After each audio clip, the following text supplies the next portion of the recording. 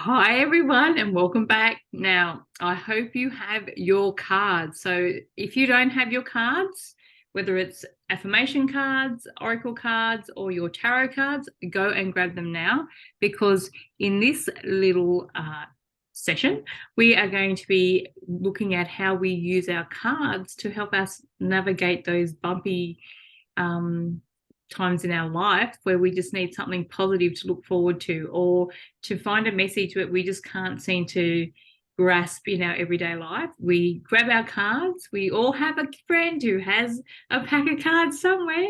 And this is your way of, really trusting that you can take that information and run with it and use it as a tool for your toolbox of life. And what do you think about all of that, Fee? Yeah, I love that, Rach. And as you said, this is just another tool. It's another tool to help you gain clarity, to tap into that subconscious. Yeah, so nothing to be scared about. Like this is, if you pull cards and you're like, oh, I don't like the look of those, you put them back and go, no, sorry, bring, bring something out. So there's nothing. This is just a tool. It's nothing to live your life by. It's just a guidance system. So it's empowering. It's not taking your power away. If you put all the power in the cards, that's where it becomes a problem. So, but yeah, the way we work with it is it's a tool. It's another way to tap into your subconscious. It's another way to see maybe some deep-seated belief patterns or some things that are going on for you that you might not have realized. You pull the cards and you're like, oh, okay, that's really interesting that's came up. It just sort of brings a light to things that need to be processed and moved on, or things that may have not been prevalent to you before doing that. Exactly. And you know what? It can be fun too. It can be a really great way of just connecting to your inner wisdom without, having to listen. Yeah, And absolutely. I'm all for not having to listen sometimes. So Yeah. yeah. So anyway, so how are we going to do this, Fiona? Are we going to pull a card for the energy of January, or how are we going to do it? Or is it just today's session? Um, I think if everyone's got their cards, or if Yeah. they haven't, Yep. pause, go get them. And then we might just pull a card for January, February, and March each. So, Okay. and then Rach and I can do that. So, because I'm interested to find out about our cards as well. So we can all do it together. And again, if anyone needs clarity, shoot Rach or I a DM. Happy to provide a little bit of clarity. But this is really about, we might pull the Knight of Swords out. And if I pull this card out 6 times, it's going to have generally the same meaning, but it's going to be 6 different meanings for me. So Yep. really it's about your interpretation. It's looking at the color. We look at the numbers. So we bring it all in, but you don't have to know this system like the back of your hand to be able to make sense of it. It's really just tapping in and trusting what comes through. So just to give yourself a little bit of power about that. So I'm going to be using my modern goddess tarot. So it's a bit of a goddess spin on the original tarot, where instead of king we have the crone. So everything is female. There's no men in reference to these, but that's just how it is. And I'm still learning tarot, so you know I take a lot from the pictures and things like that as opposed to what they're, the energy of the cards, because I know with tarot there's a reference to astrology as well. So to me, very, very novice with that. However, I'm also bringing in my positive affirmation cards, so my soul fueled cards. Now, these do not have a book or anything, and I find that this is where I'm most connected to. It's really weird. The tarot has a lot of information that's predetermined, I suppose, because it's a system.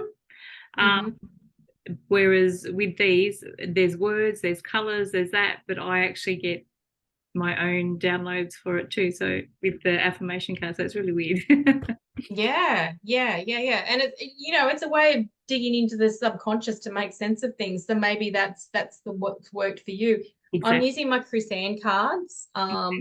They have got some beautiful imagery, particularly if people are a bit like freaked out by the traditional, pictures of the tarot, like that's the Fool. But oh, look, the pictures say so much, and you're right. Like each card relates to astrology. So if you were going to do the Queen of Swords, obviously there's the Queen energy. The Queen also relates back to the intuition of water, but she relates back to the Aquarian energy. So she is all about, while she's intuitive and emotional, she keeps her heart in check. And you sort of see that with the little heart down the bottom there. But also, too, we bring the numbers into it as well. So the 9, the Hermit, what does the 9 say? So there's a whole lot of ways you can work with these cards. If you put 3 out, Rach, and they're all yellow, then you go, okay, well, what does yellow mean to me? So is that like a growth and abundance pack, or is there lots of circles? Sunshine. Yeah. Yeah. Or is there, steps? You Yes, pulled steps. cards for me, and there were steps. So we're like, oh, that's growth. That's leveling up. Yeah. So there's so many ways, and there's no wrong way. No. And it has to be you connecting to the card and being able to I suppose interpret the message or the story that it's telling you. So in regards to the question that you asked too, yeah, so it's very interesting. All right, so let's do this, Fiona. You take the reins on this. Okay, so we're going to pick a card for January. Okay. So what the overall energy for... So I'll do my cards as well. Yep, you do your cards and follow along at home with your cards. So is it just a one jump card, or however we decide to pull them? Like how are we going to pull these cards? I'm kind of relying on a jumper, but like nothing's jumping out for me just at the moment. Okay, I'm going to do one from each of my decks because I'm greedy like that. Because you have to be a bit extra. On the 5, what can I say? Yeah. Well, if you've got your cards, you go first. I love my cards. So the first one I got was the Sun. Oh, talking Rachel. About yellow. Look at that. Oh my gosh, I love that card for you. Ignite. She's been ignited by the sun. Yeah, it is absolutely gorgeous. So it's joy, it's happy, it's there's, and even the purple's in it. So using your intuition as well, that tells me there. Even though purple's not usually a color that you'd have to represent the ground. I'm going to go this way. Yeah, so, and things are blooming, so it's prosperous for me even. That's sort of how I feel about this card. It's a very abundant card. Can I just add something there too, Yeah, Rach? sure. She's grounded in her intuition. I love that. Yes. Yep, she is grounded in her intuition. Look, and she's even got just on her headpiece here, there's little wings. She's got a bird as well. Yeah. She's just like open. So even accepting, receptive. Yeah, even though it's like in the air, wings and things, she is on the ground. So grounded in her intuition. I love that. And the other card is this one. You are here for a reason. Oh, I like that.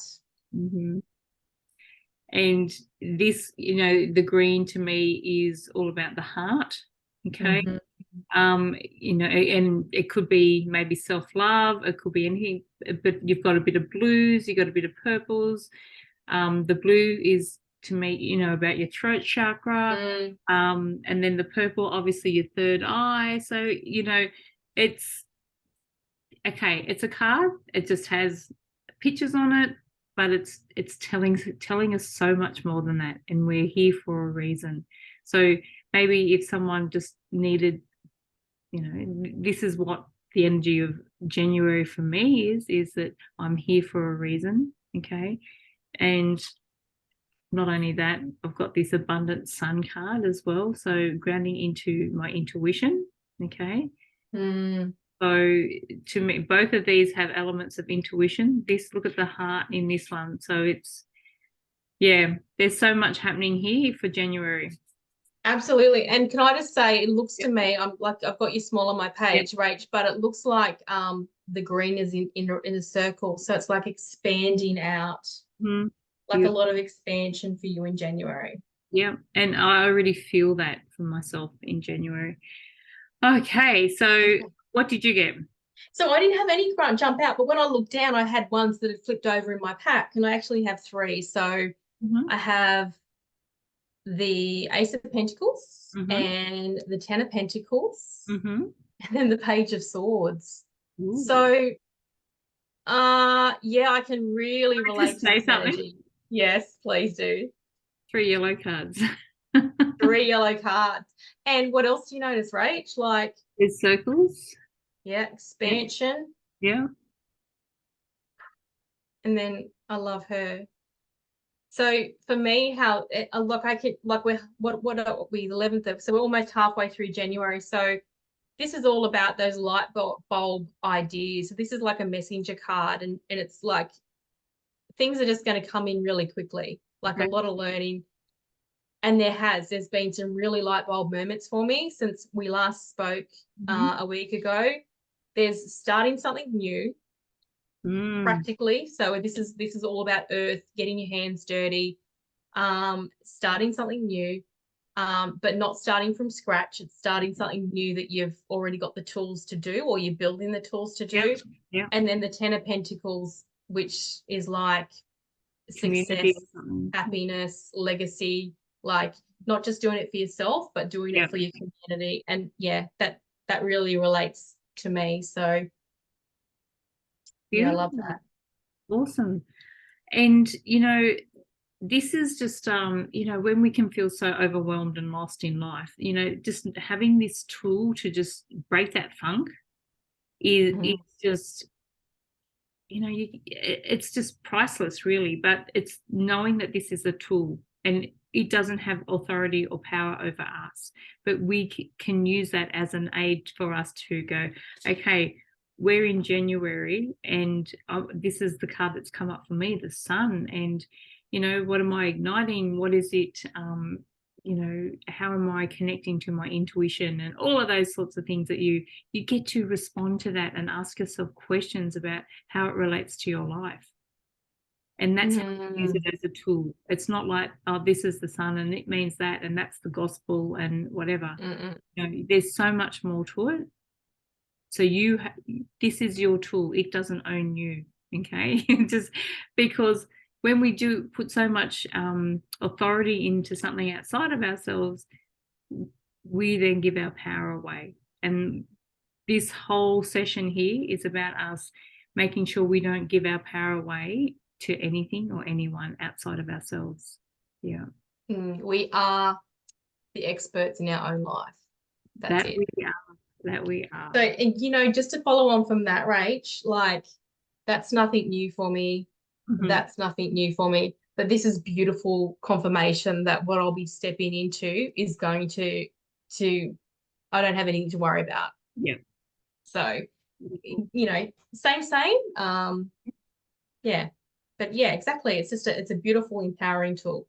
And play around with your cards. And if you feel that it's not connecting with the questions that you're asking, you're not getting the cards that are jumping out, don't seem to really make sense about that. Have you cleansed your cards? Mm. When was the last time you smudged them? Or, do you have a routine of just moving the energy and making sure that it's new, and you're going to then shuffle it and then ask your question. Like, there are things that we need to do to make sure that we're renewing and getting rid of any old stuck energy as well. So Oh, Rach, I'm so glad you brought that up. We should have actually covered that off initially. So when I start with my cards, I know you do the same. We call in only like the highest energy, whatever that is for you. mhm. And we make sure that we ask that any other, because we have access you know, the unseen world, there's all different vibrational levels. So we only want to be working with the absolute purest and highest energies, Yep. our highest and greatest good, and the highest and greatest good of all. So we need to like open our readings up like that. So whatever comes through is for our highest and greatest good, and it's coming from a really high vibrational space. And we ask that any other energy, please leave this space. And as you said, we always, you know, keep our cards clean and do that energetic work before we even open up. That's so important. It is. Because you don't want any old blow Joe coming in and messing with your energy. So that is exactly right. So on that note, I would love for you to let us know how your January is going to be looking after your card pull, and yeah, like, give us some feedback. Tell us what you learned, or if you learned something new, or if there's something you want to try, a few little tricks that we've given you. But we would love to hear what cards came out for you, and if you want a bit of feedback on those cards, because Fiona is amazing with the tarot. All right. Well, let's move on to the next session. So we'll see you there. Bye for now. bye.